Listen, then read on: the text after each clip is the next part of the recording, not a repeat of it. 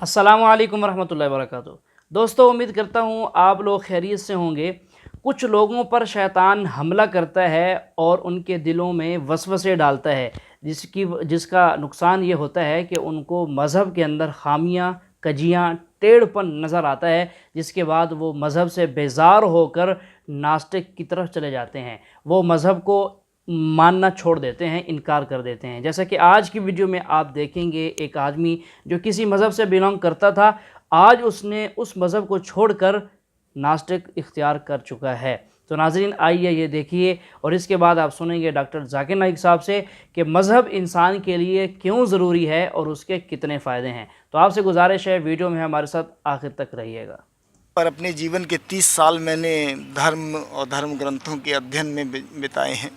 पढ़ लिख करके तब नास्तिक हुआ हूँ और बहुत प्रसन्न हूँ, संतुष्ट हूँ, सफल हूँ।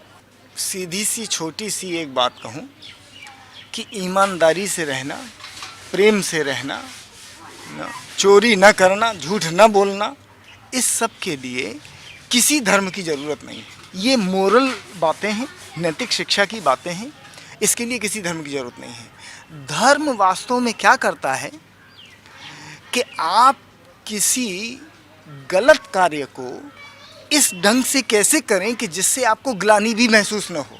धर्म आपको वो रास्ता बताता है कि आप पाप करें तो देखिए उस पर तुरंत प्रायश्चित बता दिया, ये कर लो तो ये हो जाएगा, ये कर लो तो ये पाप छूट जाएगा, मतलब पाप करे जाओ।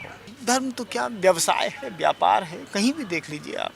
अच्छा, एक बात और देखिएगा कि ये जो धर्म है ना, ये कहीं भी पूरी दुनिया में जहाँ गरीबी है, जहाँ विकास नहीं है, जहाँ भुखमरी है, वहीं लोग जो है उस सपना में जी रहे हैं, है ना, कि चमत्कार हो जाएगा, बस कुछ बन जाएगा, ईश्वर की कृपा हो जाएगी, चमत्कार हो जाएगा। वहीं पर ये सब है। जहाँ जितना जितना विकास हो रहा है ना, जहाँ पर प्रॉस्पेरिटी, संपन्नता आ रही है, तो वहाँ लोग इससे दूर हो रहे हैं। भाग्यवाद है धर्म में। तुम जो है बस इसको मान लो, भगवान की इच्छा है, तुम्हारा प्रारब्ध है, तुम्हारा भाग्य है, तुम इस जात में पैदा हुए हो, तुम गरीब के यहाँ पैदा हुए हो, तुम अब सपना कैसे देख सकते हो। ये है धर्म। आप इसको स्वीकार कर लीजिए बस कि आप ब्राह्मण के यहाँ नहीं पैदा हुए। लेकिन भगवान के अस्तित्व को आप मानते हैं? बिल्कुल नहीं, बिल्कुल नहीं, बिल्कुल नहीं। मैं वैज्ञानिक सोच का व्यक्ति हूँ, एकदम घोर नास्तिक हूँ। भगवान का कोई अस्तित्व नहीं है। हमारा नास्तिक लोग जो होते हैं वो एक बीच का पाथ निकालते हैं, नहीं ये कर्मकांड नहीं मानता हूँ, लेकिन भगवान के अस्तित्व से वो इनकार नहीं। वो नकली लोग हैं असल में। वो जो है वो जिनको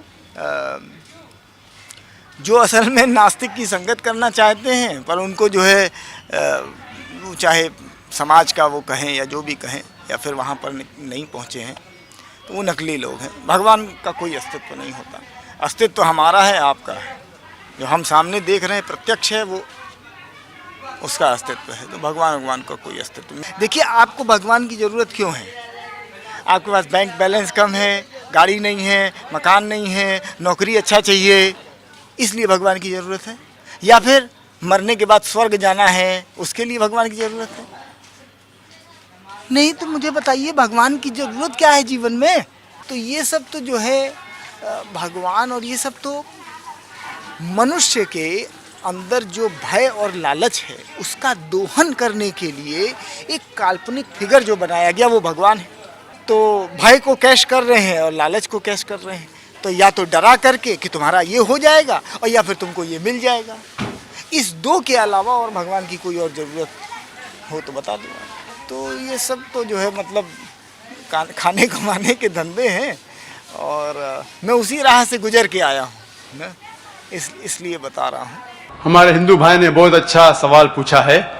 उसने कहा कि खुदा ने इंसान को बनाया है ताकि वो खुदा की इबादत कर सके। ऐसा ही कहा गया है कुरान में भी, सूरह धरियात में, सूरा नंबर 51 आयत नंबर 56 में, वमा खलक़तुल जिन्ना वल इंसा इल्ला लियअबुदून। अल्लाह ताला फरमाते कि हमने जिन और इंसानों को बनाया है सिर्फ अल्लाह की इबादत के लिए। तो सवाल है हिंदू भाई का, बहुत अच्छा सवाल है कि अल्लाह ताला को इबादत की जरूरत क्या है? इतनी चीज है, फरिश्ते हैं, तो इंसान अल्लाह की इबादत क्यों करे? क्या अल्लाह को जरूरत है? बहुत अच्छा सवाल है, बहुत अहम सवाल है। मिसाल के तौर पे हम कहते हैं अल्लाह अकबर, अल्लाह बड़ा है, अल्लाह महान है। हम अल्लाह महान बोलने से अल्लाह महान नहीं हो जाता है। हम बोले या ना बोले अल्लाह महान है, अल्लाह अकबर है। हम चाहे बोले या ना बोले अल्लाह को फर्क नहीं पड़ता।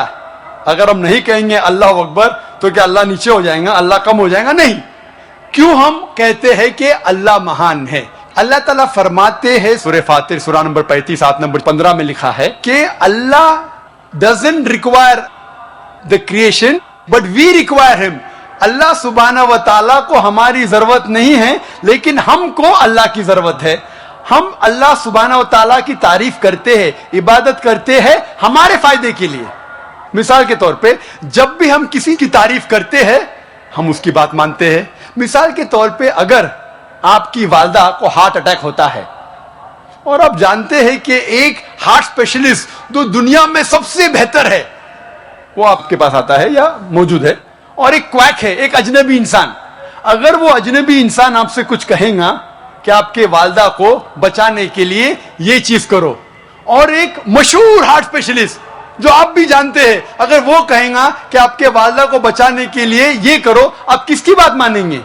आप मानेंगे हार्ट स्पेशलिस्ट की बात। किसकी बात? Heart specialist. क्यों? वो हार्ट स्पेशलिस्ट मशहूर हार्ट स्पेशलिस्ट है।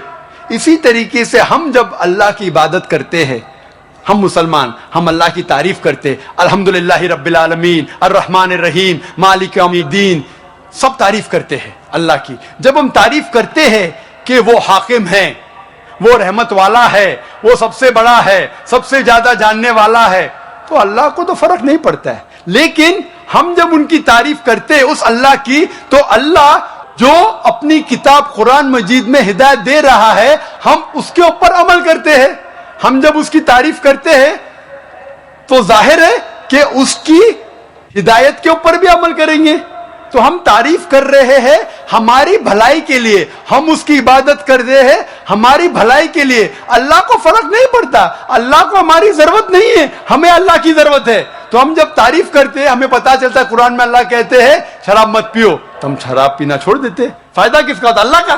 फायदा होता है हमारा, हम बीमारी से बचते, सिरोसिस ऑफ लिवर से बचते, कैंसर ऑफ इसोफेगस से बचते, कैंसर ऑफ लिवर से बचते। मैं सैकड़ों बीमारी के नाम ले सकता हूं डॉक्टर होने के लायक, अगर आप शराब नहीं पीते। अल्लाह ताला कहता है कि जुआ मत खेलो, फायदा किसका है? हमारा, अल्लाह का थोड़ी। जी हाँ नाजरीन, अगर हम मानेंगे तो फ़ायदा किसका है? हमारा। अल्लाह ताला का फ़ायदा नहीं होगा। अल्लाह ताला ने जितने भी हुक्म दिए हैं, ये करो, ये ना करो, ये करो और ये ना करो, उसमें साइंटिफिक तरीके के मुताबिक अगर आप देख लें तो बहुत सारे उसके अंदर फ़वाइद और हिकमतें भरी हुई हैं। तो नाजरीन, इस वक्त के जो नास्तिक लोग हैं वो ये कभी भी नहीं कह सकते कि भगवान नहीं है, भगवान का कोई कंसेप्ट नहीं है और उसकी नहीं मानो वगैरह वगैरह, जो भी बातें करते हैं उनकी बातें बिल्कुल बेकार हैं, किसी दर्जे की भी नहीं हैं, सुनने के लायक भी नहीं है। क्योंकि ज़्यादा दूर ना जाएं, सिर्फ इस बात को देखें भाई, अल्लाह ताला ने फरमाया कि जुआ मत खेलो। अब जुआ खेलने के कितने नुकसानात हैं। आदमी जुआ खेलते खेलते ख़ुदकुशी तक चला जाता है, जुआ खेलते खेलते जो है वो कत्ल गारत तक चला जाता है। तो इसलिए अल्लाह ताला की ज़ात है और सारा निज़ाम अल्लाह ताला की ही साथ चल रहा है, वही चला रहे हैं। और हम अगर अल्लाह ताला की मानेंगे तो उसमें हमारा फ़ायदा होगा, अल्लाह ताला को कोई फ़ायदा नहीं होगा। चलिए सुनते हैं मज़ीद डॉक्टर साहब से।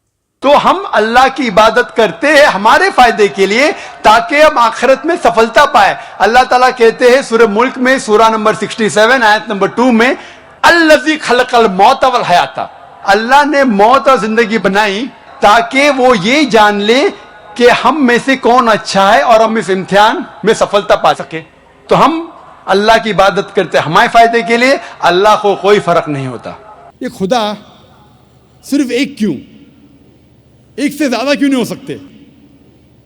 कुरान मजीद में लिखा है सूरह अंबिया में सूरा नंबर 21 आयत नंबर 22 में, अगर एक से ज्यादा खुदा होते तो इस कायनात में कंफ्यूजन होता और आपस में झगड़ा होता।